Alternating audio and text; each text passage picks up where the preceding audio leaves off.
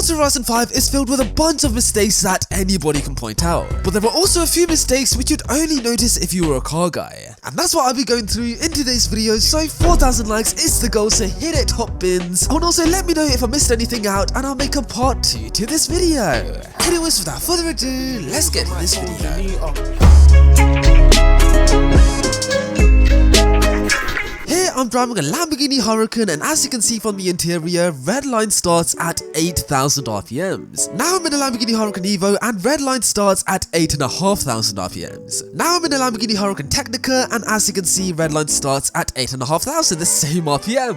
And now I'm in the Lamborghini Huracan Performante and Redline starts at 6,000 RPMs. Now you might be thinking, oh, they made a mistake scanning the car. Why does it start at 6,000 RPMs? Well, they didn't make a mistake. What I think happened is they scanned a brand new Lamborghini Huracan Performante, and when you buy a car brand new, there's a bit of a break-in period, so Redline is really low on brand new cars. And then as you drive the car more and more, the Redline goes further and further, and yeah, you basically unlock the Redline further and further. So yep, I don't think they scanned the car wrong, I think they just didn't realize about the break-in period, and yeah. They basically just scanned a Huracan Performante, which was just way too new. Now here we have an Aston Martin Vantage GT12 in the Asimov spec. If you play CS, then you know what I'm on about. But yeah, man, if you get to the correct side of the car, the right side, the swan doors open up, you can sit inside the car, and on the left you can see the key. Now as you may know, to start the car you need to press down on the key, and then when you're driving, the key is all flush with the center console and it looks very nice. And now we're driving the car in Forza Horizon 5 and the key is still not pushed in. Man, as an Aston Martin fanboy, this breaks my heart. How dare you not render this correctly, man? Like, what are you doing? Now I'm pretty sure the GT12 is not the only car with this mistake. I believe the Pagani Huayra also has this mistake, but I don't know, I've only ever noticed it with the Aston Martin because I am a fanboy of this company, and when they get stuff wrong, I notice and I get very offended. Like the sound of the 177, like it sounds so good in real life, and then in Forza Horizon 5 it sounds like a generic, what the hell are you doing, Forza? Why? Fix the sound, man. Now something literally nobody talks about in Forza Horizon 5 is the amount of missing paints for certain cars. For example, on the BMW i8 we have this white, the yellow, the grey, another grey, a silver, and this white. But we don't have the blue, which is probably the most iconic colour for this car. With the R34 we have Bayside Blue, the black, the silver, the white, another white, and the Millennium Jade looking colour. But we do not have Midnight Purple 3. How dare they not have Midnight Purple 3 for this icon? This is like, that's the best colour. Also for the McLaren P1 we have the Volcano Orange, and we have this yellow. But we don't have the black car which Jeremy Clarkson drove, and we don't have the red car which The Weeknd drove. On the Lamborghini Murcielago we have yellow, orange, black, a grey, another grey, white, and another white. But where is the red? No, we do not have a red, my friend. We don't have the red. Why?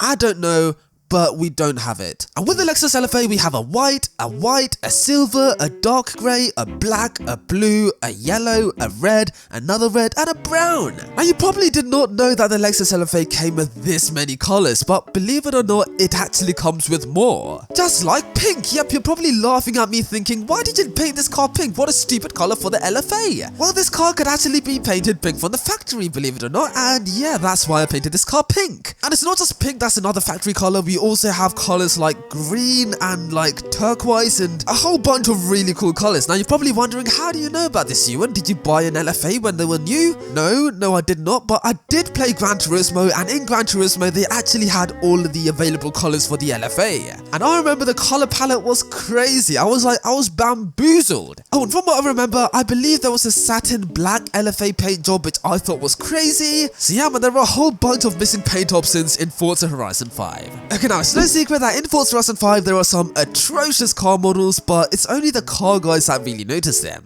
And me being a car guy, I thought I'd show you around some of them. For example, on the Vauxhall Monaro VXR, the headlights are just way too thin and long. The Mark IV Golf R32 is just way too boxy, and look at the front wheels, those are way too forward, like what is that? If you look at the headlights on the AE86, they have this really weird gap on the top of the pop-up headlights. The front bumper of the R32 GTR is very weirdly shaped, like it goes way further down than the rest of the car. The front headlights of the R34 GTR are a little bit pointy at the front and they look a little bit too sleek, but in reality the headlights are pretty much flat with the front of the car. The Nissan S15 is...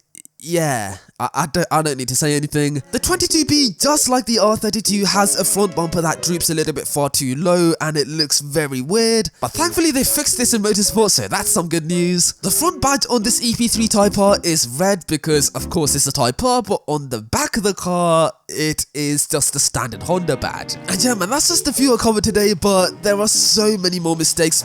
Stupid Monaro with just stupid headlights. But yeah man, there are so many more outdated car models in Forza Horizon 5, so if you want to see a video of me covering all of them, then let me know and I'll make one. Here I'm driving a Mazda RX-7 Spiritar, and as you can see, I've modified the car. You know, I've got this body kit on the car with spoiler and the pop-up headlights, which are standard, and I've also got some wheels on the car as well, which are actually T37, yes! But yeah, you might be thinking, oh, 6-spoke wheels, those are T37s, right? No! Because the design of the wheel is just completely off, man. It just seems so wrong. Like, the spokes are just way too flat, and they don't show that they're like thick on the bottom and thinner on the top. Like, it just looks like there's 3 straight lines going through the middle. Like, there's no like concaveness or convex, I don't know what you call it. I mean, in reality, these are what TE37s are meant to look like. Look at the depth, look at the shape, it's beautiful. And you see it in Forza and you're like, those are some mid-looking wheels. It's because Forza messed up the wheels, man. These are not right. Like, what are you doing? Look, I complained for so long that it's nighttime already, man. That is why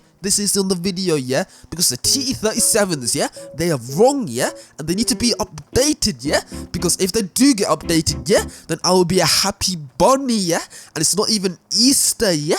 I'm just waffling, what am I doing? Now, this is the 1997 Nissan Skyline R33 GTR V-Spec. Yeah, what a short name. But yeah, this is a Skyline, and as you can see, it has a very nice wing on it, stupid Bentayga. But yeah, it has a very nice wing on it, but maybe you don't like the wing, maybe you don't want to put a wing on it, maybe you want to get rid of it. Well, why don't we do that? So let's go to aero and appearance, go to the spoiler, and let's get rid of the wing, and look at that, it looks very flush. And just look at how flush the trunk lid is with the rear arches of the car. It's very nice, as usual, right? Well, no, because in reality, the trunk does not line up with the rear arches of the car. Because if you remove the spoiler of an R33 GTR in real life, then the trunk actually lays lower than the rear arches. And it creates a really weird, awkward look at the back of the car if you remove the wing. Like, it almost looks like an old school Cadillac, the way the rear arches are so much higher than the trunk lid. So yeah man, although this mistake kind of fixed the car, it's a mistake nonetheless, and that's why it's in this video.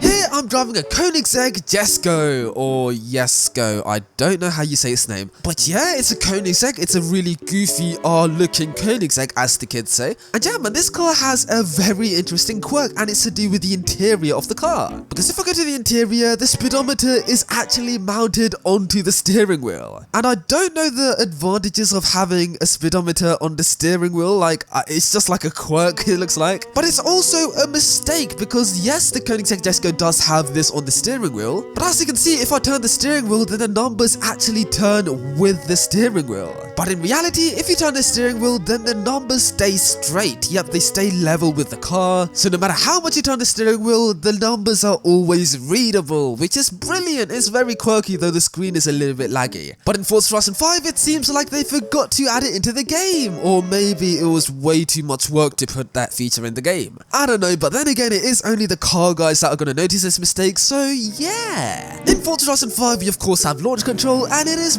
brilliant. I mean, look at that start. Oh my days, I'm basically a drag car. And you know, this is a really cool feature, but okay, this is going to sound really nitpicky, but the RPMs are almost always wrong for the launch control. For example, on the RS7, launch control starts at 2,500 RPMs, but in Forza Horizon 5, it's just over 3,000. On the Nissan GTR, launch control is at 4,000 RPMs, but in Forza Horizon 5, 3,000. On the Lamborghini Aventador, launch control is at around 5,000 RPMs, but in Forza Horizon 5, 3,500. On the GT3 RS, launch control is just over 6,000 RPMs, but in Forza Horizon 5, 4,000. I mean, don't get me wrong, the launches do end up being pretty good, but it's a little bit unrealistic, man. I would have liked it to be at a realistic RPM like it is in real life. But hey, I'm not complaining because launch control is launch control, and it is a really cool feature, though for the next game, I wish we could program the launch control RPM because that would be amazing.